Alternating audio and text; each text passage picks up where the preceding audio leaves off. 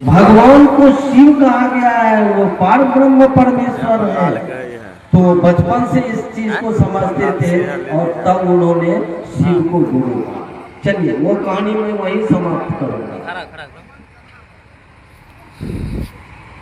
मैं ये बात बोला क्यों कि उसमें एक शब्द है कि गुरु साक्षात पर ब्रह्म, कि गुरु साक्षात है। साक्षात का मतलब समझते हैं? साक्षात का मानी होता है 100 अक्ष, मतलब अक्ष मतलब आंख, जो आंख के सामने है। अब हम लोगों को दिखता नहीं है तो हम लोग चोनर हैं साले, क्या करें? जैसे उल्लू को दिन में निकाल दीजिए तो उसको दिखेगा, वही हम लोग उल्लू बने हैं। गुरु तो साक्षात है, वो कौन कौन में है। ये भैया जो है उसको पकड़ो ना। अभी तो माया की बात कर रहे हैं, तो माया मतलब माया का मतलब ही होता है जो नहीं है। हम लोग उसके फेरा में है, और जो है उसको पकड़ ही नहीं रहे। साहब ने यही कहा हमको आपको कि वो तो है यार, और साहब नहीं। ये लाइन साहब की नहीं है, ये लाइन बहुत पुरानी है कि गुरु ब्रह्मा गुरु विष्णु गुरुर्देवो महेश्वरा गुरु साक्षात पर ब्रह्म तस्मै श्री गुरुवे नमः। ये बहुत पुरानी बातें हैं। अच्छा, इस सभा में या परिचर्चा में जो भी बैठे हुए लोग हनुमान चालीसा कितना लोग पढ़े? कोई नहीं पढ़े हैं। जो पढ़े हैं, जिनको याद है वो हाथ उठाइए। तो हनुमान चालीसा गजब है। यहाँ तो साला डेली लाउड स्पीकर में बजता है मंदिरों में।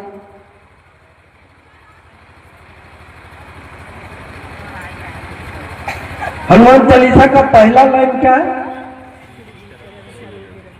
रवि जी बोल रहे हैं, श्री गुरु चरण सरोज रज। तुलसीदास 1630 ईस्वी में इस चीज को लिखा था, हनुमान चालीसा को लिखा था। उसी के समकक्ष में उन्होंने मानस की भी रचना की थी, रामचरितमानस। सोचिए उसका पहला लाइन क्या कह रहा है? श्री गुरु। श्री मतलब ही परमात्मा बोला जाता है। हम सनातन में किसी भी आदमी के नाम के आगे में अगर पत्र लिखते हैं या प्रतिष्ठा देते हैं तो लिखते हैं ना, सीधा नाम नहीं लिखते हैं, श्री लगा देते हैं या श्रीमती लगाते हैं। लिखने वाला वहां लिखना है कि श्री गुरु चरण। श्री मतलब ये होता है ईश्वर, परमात्मा।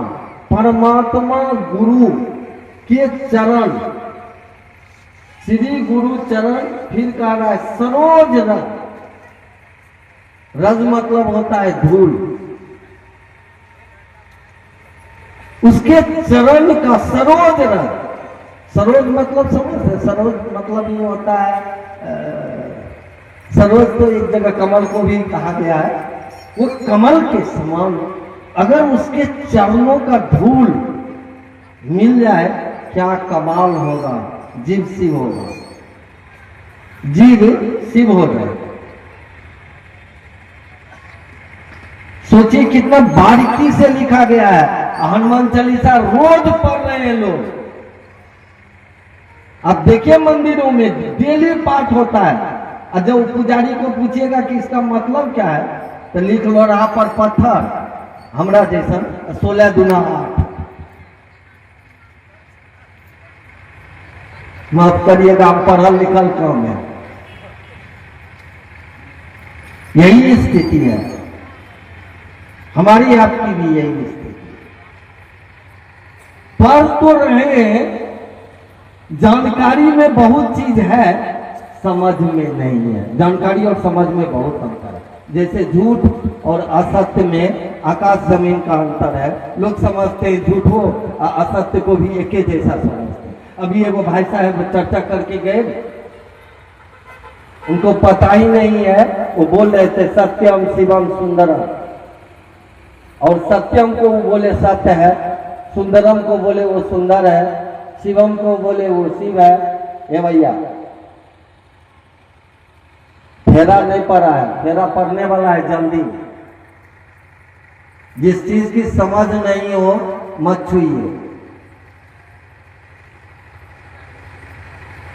कल की ही चर्चा में ना माइक में करेंट आ रहा था, नहीं परसों वहां मेरी आदत है बोलते बोलते मैं पकड़ लेता हूँ। चला एक बार पकड़ा, मारा झटका, दोबारा मारा, तेबारा तो हमको मेरा मन विचार किया एक झटका हम ही दे देते हैं, साले जलिए जलिए जा। मेरे झटका कोई बर्दाश्त करेंगे नहीं, साले जल जाएंगे, तार फार सब जल जाएगा, लेकिन लाउड स्पीकर वाला हमको गरियाएगा, इस साला कौन सी कर दिया जी, समूचा जला दिया। समझने की कोशिश करिए कि श्री गुरु चरण सरोज रज। फिर कहने वाला आगे लिख रहा है, निज मन मुकुट सुधार। निज मन, निज मतलब होता है खास अपना, अपने मन को सुधारने के लिए निज मन मुकुट सुधार। उसको सुधारने के लिए ईश्वर गुरु परमात्मा गुरु के चरण का अगर धूल भी मिल जाए कमाल हो जाए। और इसका उदाहरण भी दिया है तुलसी ने कि वर्णो रघुवर विमल जस। जैसे रघुवर ने, जैसे राम ने गुरु को वर्ण किया, वर्णो रघुवर विमल जस, जो दायक फल चाह, जो फल देने योग्य हो गया। क्या क्या नहीं राम ने कर दिया धरती पर। आज भी राम के मंदिर में अगरबत्ती या घड़ी घंटा प्रसाद डोल रहा है। भैया आपके मंदिर